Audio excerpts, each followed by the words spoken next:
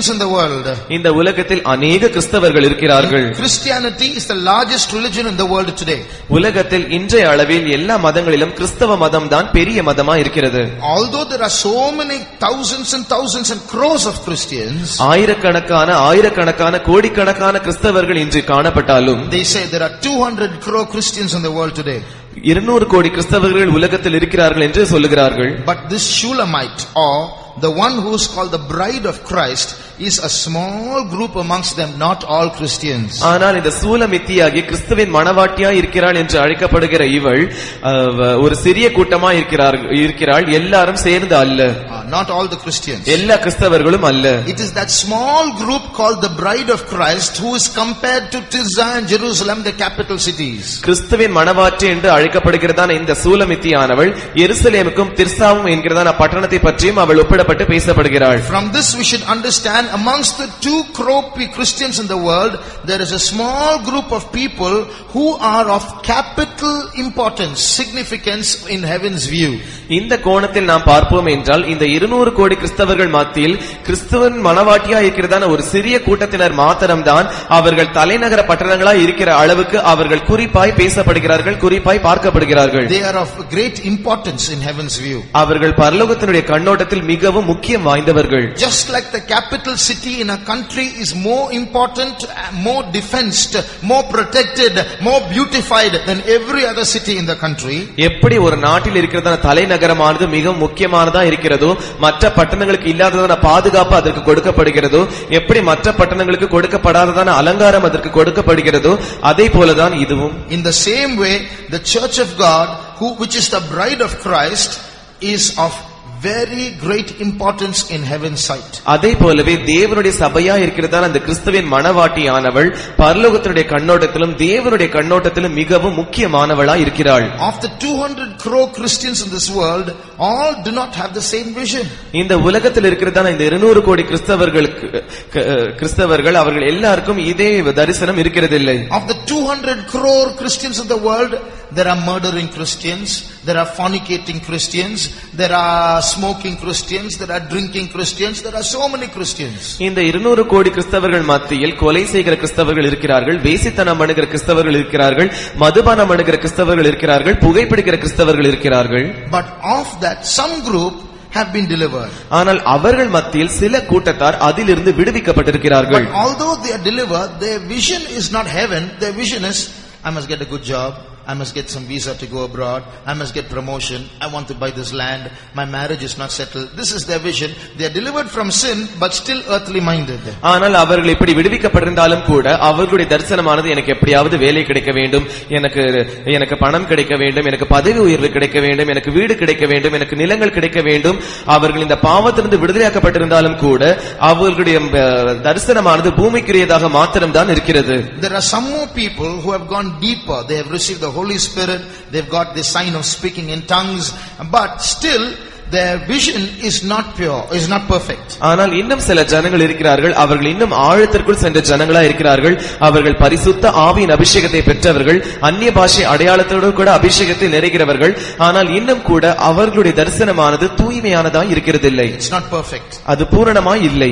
But there's a small group of people who want to get closer and closer to God. ஆனால் இன்னும் சில கூட்ட ஜனங்கள் மாத்திரம்தான் இருக்கிறார்கள், அவர்கள் இன்னும் தேவனை கிட்டி சேர வேண்டும் என்று விரும்புகிறவர்கள். Their vision, their longing, their prayer is, somehow I must go when Jesus comes. அவர்களுடைய தரிசனமும் ஜெபமும் அவர்களுடைய ஏக்கமும் எப்படியாவது இயேசுவானவர் வரும்போது நான் போக வேண்டும் என்பதாய் இருக்கிறது. So God is preparing such a group of people. எனவே தேவன் அப்படிப்பட்ட கூட்ட ஜனங்களை தான் ஆயத்த பண்ணி கொண்டிருக்கிறார். 4 or 5 days back, one servant of God saw a vision in the morning prayer. 4-5 நாட்களுக்கு முன்பாக ஒரு தேவ ஊழியர் காலை ஸ்தோத்திர ஜெபத்தில் ஒரு தரிசனத்தை கண்டார்.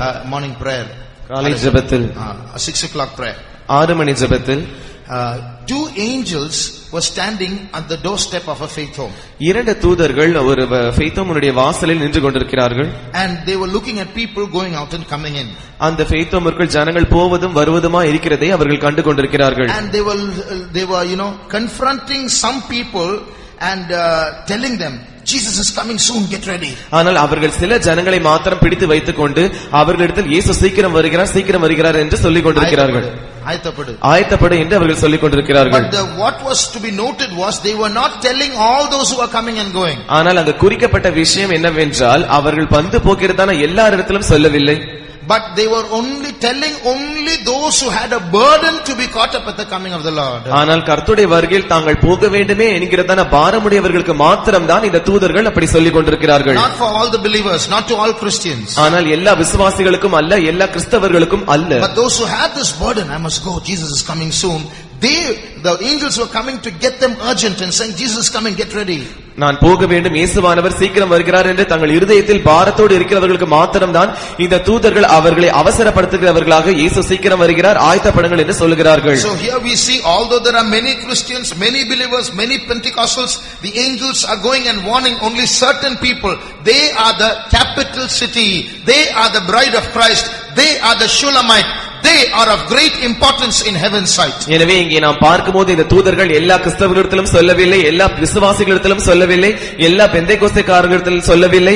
யாருக்கெல்லாம் கிறிஸ்துவின் வருகையில் தாங்கள் போக வேண்டும் என்கிறதான பாரம் இருக்கிறதோ அவர்களிடத்தில் மாத்திரம்தான் சொல்கிறார்கள்.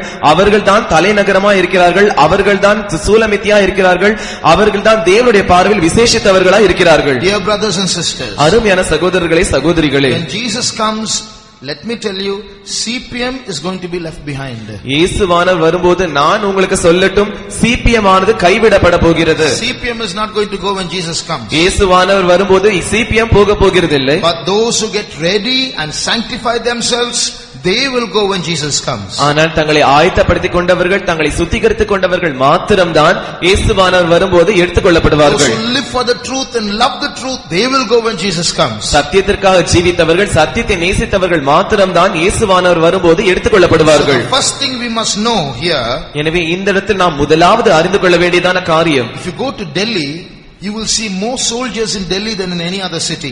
நீங்கள் டெல்லி பட்டணத்திற்கு போகும்போது மற்ற எந்த பட்டணத்திலும் இல்லாததான அதிகமான ராணுவக்காரரை பார்க்க முடியும். You will see the roads there are broader and more neat than in every other city. அங்கே இருக்கிறதான நெடுஞ்சாலைகள் மற்ற பட்டணங்களில் இருக்கிறதை காட்டிலும் மிகவும் விரிவாகவும் நேராகவும் இருக்கும். Why? ஏன்? That's where the VIPs are.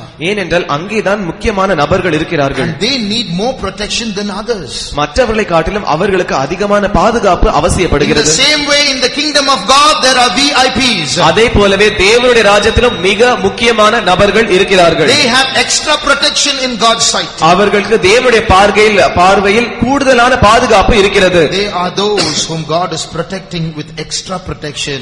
அவர்கள்தான் தேவன் அதிகமாக கூடுதலான பாதுகாப்பு தந்து பாதுகாக்கிறதான ஜனங்களா இருக்கிறார்கள்.